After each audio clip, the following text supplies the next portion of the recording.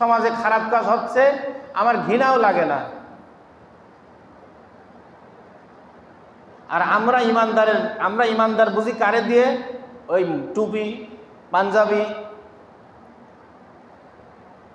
নামাজ পড়তেছে। আজকে সমাজে বহু মানুষ নামাজ পড়ে, জিকির আছে, তেলাওয়াত আছে, রোজা আছে, কিন্তু অসৎ কাজে নিষেধ নাই, সৎ কাজের আদেশ নাই। বেশিরভাগ মানুষ আজকে এই কথাই বলে, কি ঠেকা, নিজে নামাজ কালাম পড়বো, ভালো পথে চলবো, যে যা করে করুক। মানুষে বলতে যায় গালি শুনবে কে? মানুষে বলতে যায় কথা শুনবে কে? অথচ এই কাজের এত বড় গুরু দায়িত্ব যে মুহাম্মদ সাল্লাল্লাহু আলাইহি সাল্লামের উম্মত যদি কাল কিয়ামতের দিন কিয়ামতের মাঠে শ্রেষ্ঠ উম্মত হইতে চায়, তাহলে দাওয়াত ইল্লাল্লাহর কাজ না করলে সে শ্রেষ্ঠ উম্মত হিসাবে উঠতেই পারবে না।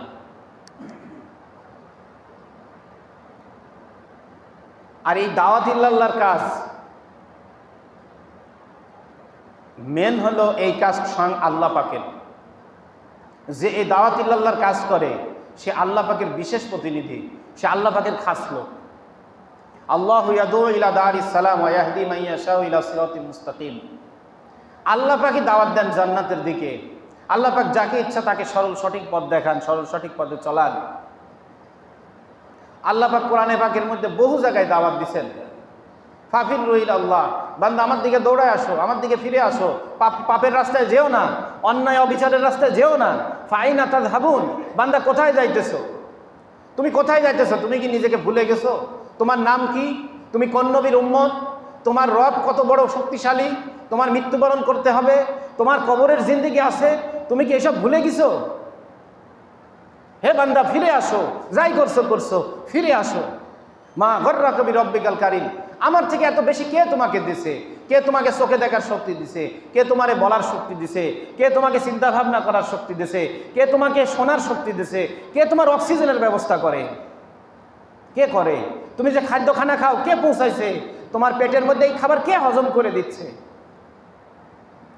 আমার থেকে এত দয়ালু, এত দাতা, এত বড় মাবুদ আর কে আছে? তোমরা আমাকে ছেড়ে তার কাছে চলে যাচ্ছ। আমি আল্লাহকে বাদ দিয়ে কোথায় যাচ্ছ তোমরা? তোমরা আজকে সমাজে সব জায়গায় আমার রসুলের তরিকা ছেড়ে দিছো, আমার রসুলের পদ্ধতি তোমাদের ভালো লাগে না। অথচ আল্লাহ পাক বলে দিচ্ছেন ওয়াইন তুতিউহু তাহতাদু, আমার রসুলকে মানো, হেদায়েত পেয়ে যাবা। মাইয়ুতি রাসূলা ফাকাদ আতা আল্লাহ, আমার রসুলকে মানো, আমাকে মানা হবে। মা তাকুম রাসূলু ফাখুযু ওয়া মা নাহাকুম আনহু ফান্তাহু, আমার রসুল যা বলে গ্রহণ করো, যা নিষেধ করে তার থেকে দূরে থাকো। আল্লাহ রাব্বুল আলামিন নিজে দাওয়াত দেন,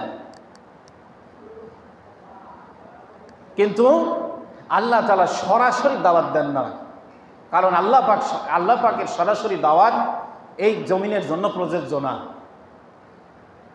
সেজন্য আল্লাহ পাক প্রতিনিধির মাধ্যমে দাওয়াত দেন। আল্লাহ পাকের প্রতিনিধি, আল্লাহ পাকের 1 নম্বর প্রতিনিধি হলো নবী রাসূলগণ। কারা 1 নম্বর প্রতিনিধি? কারা? নবী রাসূলগণ। তাদের মাধ্যমে আল্লাহ দাওয়াত দিছে। আল্লাহর দাওয়াত আল্লাহ সরাসরি না বলে, আল্লাহ সরাসরি আপনার সামনে না এসে, যেটা সম্ভব না এই দুনিয়ার হাইসিয়তে, আল্লাহ পাক তার অন্য কারোর মাধ্যমে প্রতিনিধি পাঠায় দাওয়াত দিচ্ছেন। মনে করেন একজন বিশেষ গেস্ট আসবে, মনে করেন আপনাদের মসজিদে, কিন্তু কোনো কারণে সে আসলো না, সে প্রতিনিধি পাঠাইছে, আসে না? প্রতিনিধি পাঠাইছেন, কারণ এটা আল্লাহ পাকের সাথে সামঞ্জস্যতা হয় না। তো প্রতিনিধি পাঠায় আল্লাহ পাক দাওয়াত দিচ্ছেন।